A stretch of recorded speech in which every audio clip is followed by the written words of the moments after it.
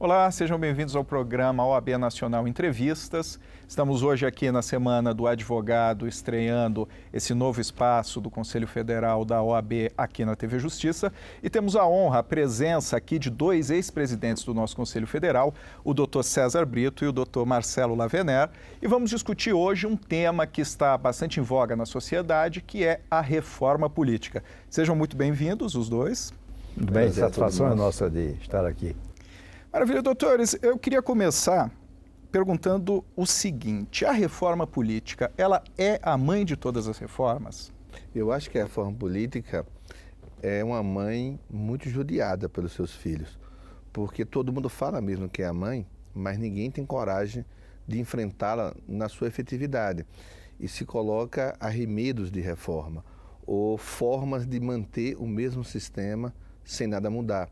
O mesmo sistema de exploração, o mesmo sistema de proteção ao poder econômico, como fomos testemunha nos primeiros atos praticados pela Câmara dos Deputados. É uma mãe, se ela é mãe, tem muitos filhos ingratos. E, por outro lado, também, ela é a primeira das reformas que poderá condicionar outras reformas posteriores. De modo que quem luta pela reforma política não luta só pela reforma política, luta para que, mudando o sistema eleitoral, mudando a maneira de fazer campanha eleitoral, mudando a participação ou retirando a participação do poder econômico que macula, que desvia, que torna defeituosa a escolha do eleitor quando ela é feita através desse financiamento privado de empresas, não é? Então, essa reforma política, ela tem esse condão de abrir as portas para uma profunda renovação dos quadros e dos cânones políticos, de tal forma que nós tenhamos no futuro, quem sabe, orgulho dos nossos políticos e não vergonha deles. Uma questão, até pegando um pouco aqui o que o doutor César falou, é o seguinte: sempre que o Brasil se encontra em algum momento de dificuldade, alguma crise, alguma questão ligada à corrupção, sempre se fala em reforma, precisamos de reforma, precisa se mudar, precisa se fazer alguma alteração. Essa dificuldade de fazer reforma, os senhores diriam que ela está mais ligada ao político quando eleito, ou o eleitor é que não consegue ajudar e auxiliar nesse processo? A grande dificuldade da reforma tem uma explicação razoável, porque a classe política, infelizmente, parte grande dela, pensa muito mais nas próximas eleições do que nas próximas gerações.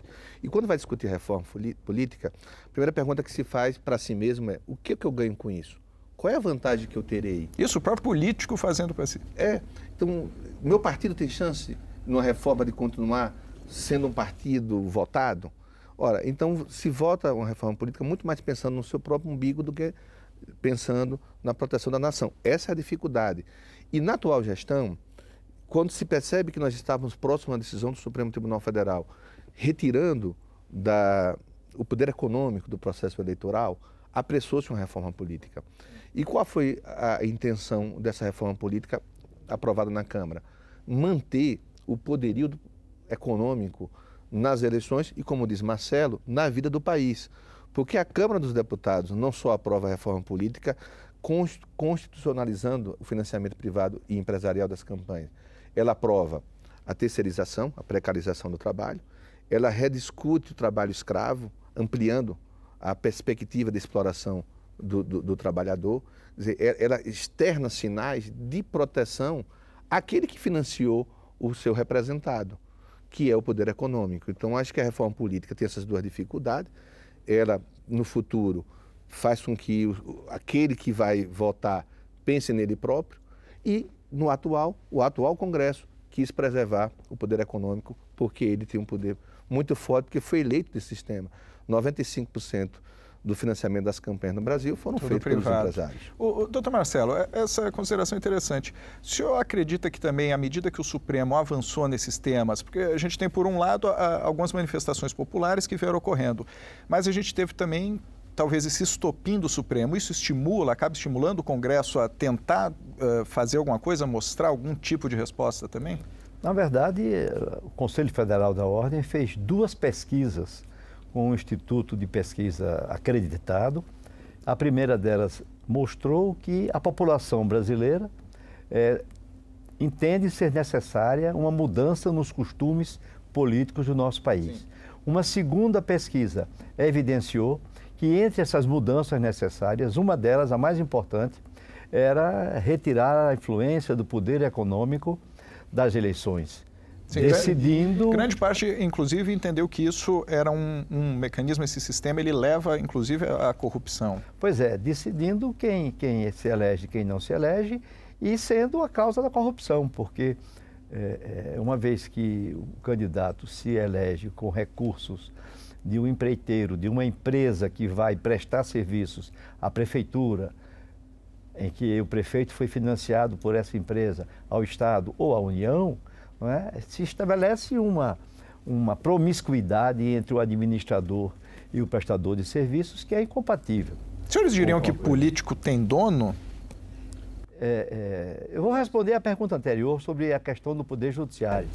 Na verdade, quando o Supremo Tribunal Federal, acolhendo uma ação direta de inconstitucionalidade proposta pela ordem, começou o julgamento e formou 6 votos a favor da retirada do poder econômico, não é? Houve um pedido de vista por um ministro do Supremo Tribunal Federal que está com esse pedido de vistas até hoje, impedindo que o julgamento continue. E o que se diz é que o Congresso Nacional, especialmente a Câmara Federal, está se aproveitando dessa interrupção do julgamento para atropelar o que seria uma reforma política democrática e fazer uma reforma política não discutida pela sociedade, não conhecida da sociedade e absolutamente desconectada com a sociedade civil brasileira. A crise da democracia representativa não é só do Brasil, assiste-se a essa crise no mundo inteiro, na Grécia, na Espanha, em Portugal, na Irlanda, em outros países, e nós precisamos recuperar a democracia representativa. Nós não queremos que acabe o sistema representativo republicano, que é o melhor sistema que nós temos de regime de governo, mas não podemos também conviver com um regime político eleitoral que não mais mostra que tem condições de reger a cidadania do nosso país. Doutores, eu vou pedir um intervalo aqui, vamos voltar no segundo bloco, retomar esse assunto. Vamos agora para um pequeno intervalo, já voltamos com o OAB Entrevistas.